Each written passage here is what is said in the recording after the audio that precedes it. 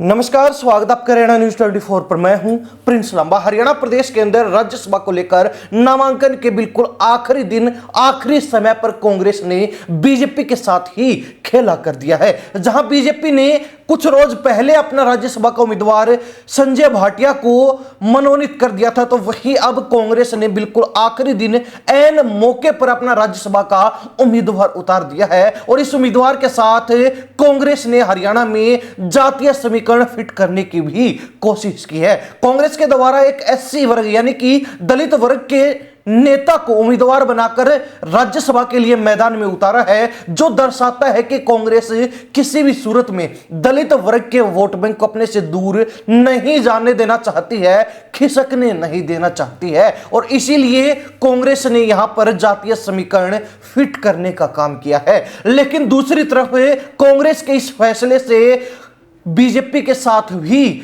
खेला होने की उम्मीद बताई जा रही है, क्योंकि बीजेपी जो प्लान बना रही थी कि दोनों सीटें ही उसके पास रहे, तो अब ऐसे में बीजेपी को एक सीट से हाथ धोना पड़ सकता है। कांग्रेस ने किस नेता को उम्मीदवार बनाया है और हरियाणा कांग्रेस के किस खेमे से नेता संबंध रखता है, विस्तार से आपको बता देते हैं। आपको बता दें कि हरियाणा प्रदेश के अंदर 2 राज्यसभा की सीटें खाली होने जा रही हैं, जिन पर चुनाव होने हैं। और पहली नजर में सियासी आंकड़ों पर ध्यान दिया जाए तो ऐसे में स्पष्ट है, साफ दिखाई दे रहा है कि एक सीट बीजेपी की झोली में तो दूसरी कांग्रेस के खाते में जाने वाली है। लेकिन बीजेपी चाहती थी कि दोनों सीटों पर ही एक बार फिर उसका कब्जा हो, और इसलिए बीजेपी कुछ और ही अंदर अंदर सियासी खिचड़ी पका रही थी। लेकिन अब जो है उस सियासी आग पर ठंडा पानी डालने का काम कांग्रेस ने कर दिया है। कांग्रेस के द्वारा बड़े सोच विचार के बाद करमबीर सिंह बोध को, जो कि हुड्डा खेमे के बेहद करीबी माने जाते हैं, भूपेंद्र व दीपेंद्र हुड्डा के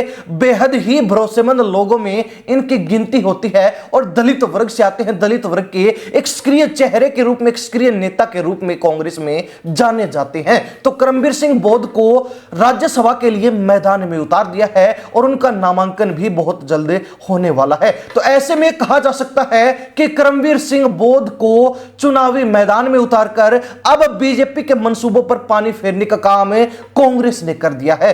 खास बात यह रही कि कांग्रेस इस बार भी हुड्डा खेमे की पसंद को नामंजूर करने में असफल रही है, क्योंकि हाईकमान को पता है हरियाणा प्रदेश के अंदर जो कांग्रेस के 37 विधायक हैं, उनमें ज्यादातर यानी कि 90% से भी ज्यादा हुड्डा खेमे से संबंध रखते हैं, भूपेंद्र हुड्डा के करीबी हैं। तो ऐसे में अगर हुड्डा खेमे की पसंद को नजरअंदाज किया गया तो इसका खामियाजा भुगतना पड़ सकता है, और बीजेपी दूसरी सीट भी कांग्रेस से छीन ले जा सकती है। तो ऐसे में कांग्रेस हाईकमान ने इस बात का विशेष ध्यान रखते हुए हुड्डा खेमे की पसंद को ही अपनी पसंद माना, और साथ ही करमबीर सिंह बोध पर आखिरी मुहर लगा दी, अपना अंतिम फैसला दे दिया। खैर, दूसरी तरफ बात करें कि हाईकमान के इस फैसले से जहां हरियाणा कांग्रेस के कई बड़े नेताओं को झटका लगा है, तो भूपेंद्र हुड्डा की जो पहली पसंद थी उस नेता के लिए भी यह किसी झटके से कम नहीं है। वैसे तो हरियाणा कांग्रेस में राज्यसभा के लिए अशोक तंवर के नाम की भी चर्चाएं चल रही थी।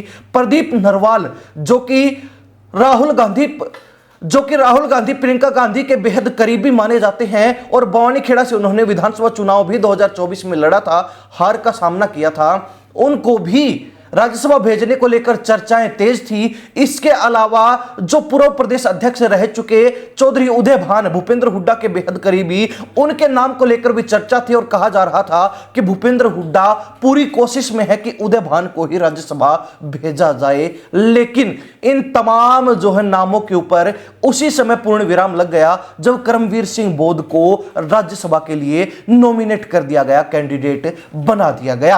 अब हरियाणा कांग्रेस के अंदर तमाम वो नेता जो राज्यसभा जाकर अपनी राजनीति चमकाने की फिराक में थे, उनके मंसूबों पर पानी फिर गया, उनके सपने चकनाचूर तो हो ही गए। साथ ही कांग्रेस ने अपने इस फैसले से एससी वर्ग को साधने की कोशिश की, और बीजेपी के भी प्लान को फेल करने का काम कर दिया है। खैर, अब देखने वाली बात यह रहेगी कि क्या इस राज्यसभा चुनाव के अंदर भी कोई खेला होगा, बीजेपी इस बार भी दोनों सीटें जीतने में कामयाब होगी, या फिर कांग्रेस ने बीजेपी के मेगा प्लान को एक ही झटके में फ्लॉप कर दिया है। यह भविष्य तय करेगा, यह राज्यसभा चुनाव का परिणाम तय करेगा। लेकिन हरियाणा प्रदेश की जनता बीजेपी के बाद कांग्रेस के इस फैसले को लेकर अपनी क्या प्रतिक्रिया रखती है, कमेंट के माध्यम से जरूर लिखिए। इन्हीं सब बातों के साथ में प्रिंस लांबा, हरियाणा न्यूज़ 24। नमस्कार, जय हिंद।